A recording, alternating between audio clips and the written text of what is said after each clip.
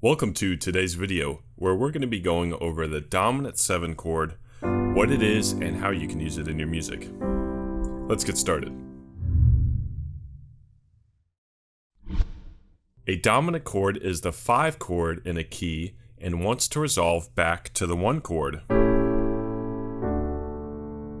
To build one, you take a major triad and add a minor 7th interval on top. Here is a G major triad. To find a minor 7th interval, we go up 1 octave and then down a whole step.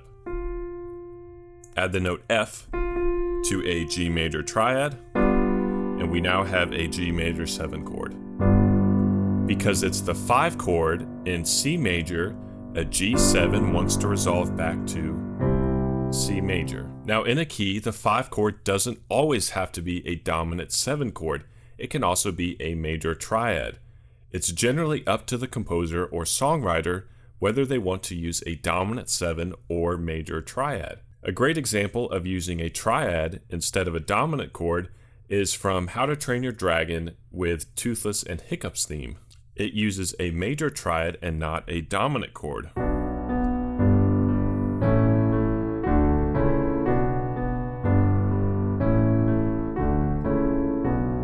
That theme is in the key of D major, which means the 5 chord is A major, but it's not a dominant. You can use either or. You can use a major or a dominant, and oftentimes a major triad might sound better. Here's the theme again if we used a dominant 7 chord.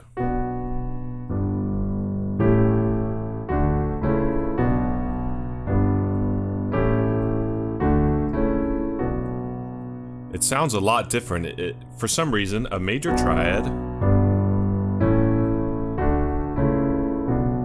just seems to work better, and that can be the case. It doesn't always have to be a dominant chord. And now we're going to look at an example progression on how you can use a major triad and a dominant 7 chord in the same progression. And since the dominant 7 chord has a powerful final resolution, in this progression I'm going to use it the second time through to give a finality back to our tonic chord.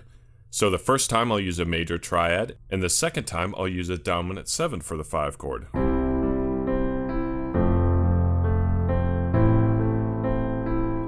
There's my major triad.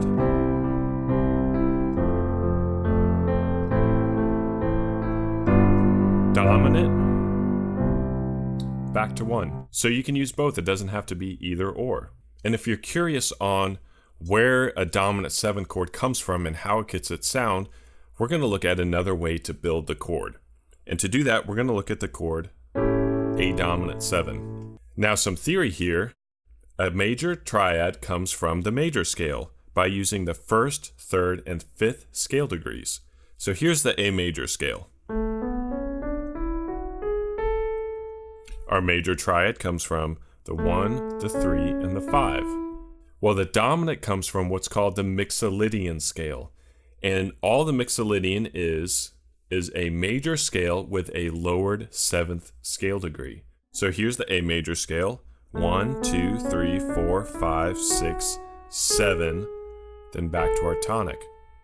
So a Mixolydian scale is the 7th scale degree lowered. That's where we get the sound of the dominant chord, from a lowered 7th scale degree, or A Mixolydian. Mixolydian is the 5th mode of a major key, and that's where the dominant chord comes from.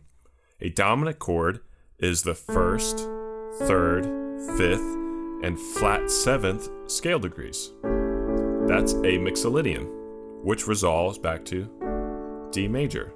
Here's the Mixolydian scale, and you'll hear how it wants to resolve back to the note D.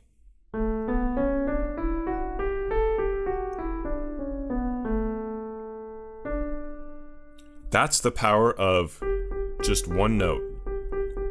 Changing one note changes the whole feel of the scale.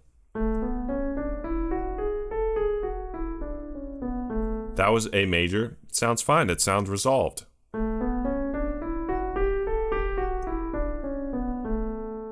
We just changed one note, and now we get that pull back to D major. That's what using the 5th mode Mixolydian does. And to finish off, we're going to talk about voice leading.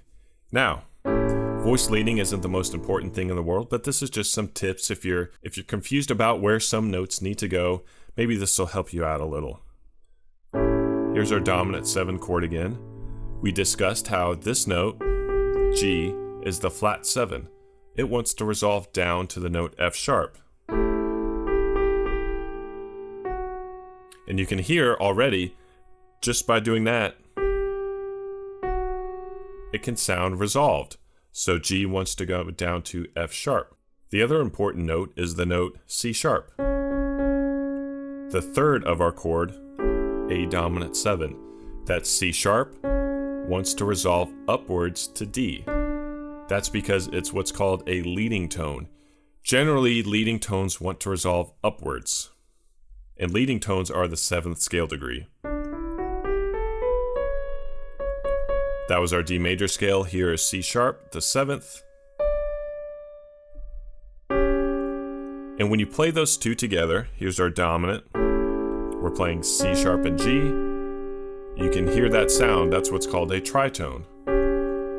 But the way these notes resolves that tritone in a very smooth way.